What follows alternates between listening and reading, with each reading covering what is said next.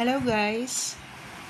3 taon na yung nakakalipas pero hanggang ngayon marami pa rin nagtatanong sa akin. Paano ko daw ba nalaman na meron akong cancer? So, kasi ganito yon.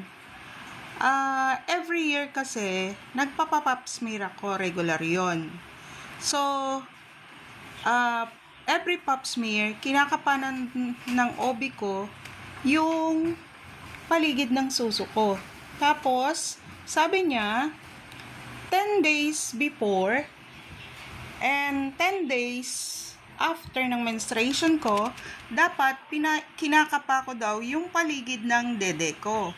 So, regularly, ganun yung ginagawa ko. So, lalo na nung nag-pandemic, kasi talagang yung OB ko kasi may edad na. So, hindi ako pwedeng pumunta sa kanya kasi hindi siya nagki-clinic. Saka alam naman natin na nung pandemic, walang clinic. Lalo na nung 2020. So, ginagawa ko, kinakapa ko pa rin regularly yung dede ko. And then, nung 2021, August, so sabi niya, hindi pa rin daw siya makakapag-clinic kasi senior citizen na. So, ang ginawa ko, kinapa ko ulit yung dede ko. May nakapa ako, maliit pero matigas. Hindi siya gumagalaw. So, kinakabahan ako, pero wala pa akong pampa-check up. Tsaka maselan pa nun, nagsuswab pa bago ka ma-check up. So, ginawa ko, palipas ako ng 1 buwan. Then, after 1 month, pumunta ako sa surgeon. Pinakapa ko yung dede ko. So, nirecommend niya ako na magpa-breast ultrasound.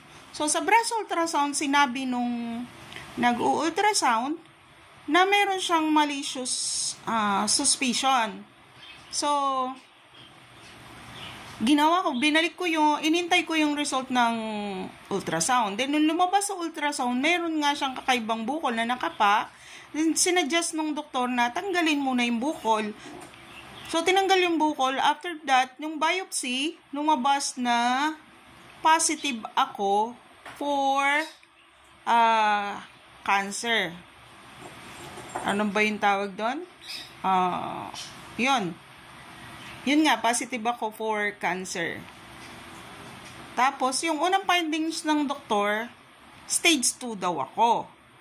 So, sabi ko, wala akong pampa-opera. Ni-refer niya ako sa Bataan General Hospital sa public. Kaso, ang sabi nung surgeon, kailangan ko daw maghintay muna kasi uunahin yung mga emergency, like for example, yung mga appendicitis, bago ako maoperahan. So, ngayon, ginawan ko ng paraan, nag-second opinion ako. So, sa madaling salita, naoperahan. So, yun. Doon nag-umpisa yung treatment ko.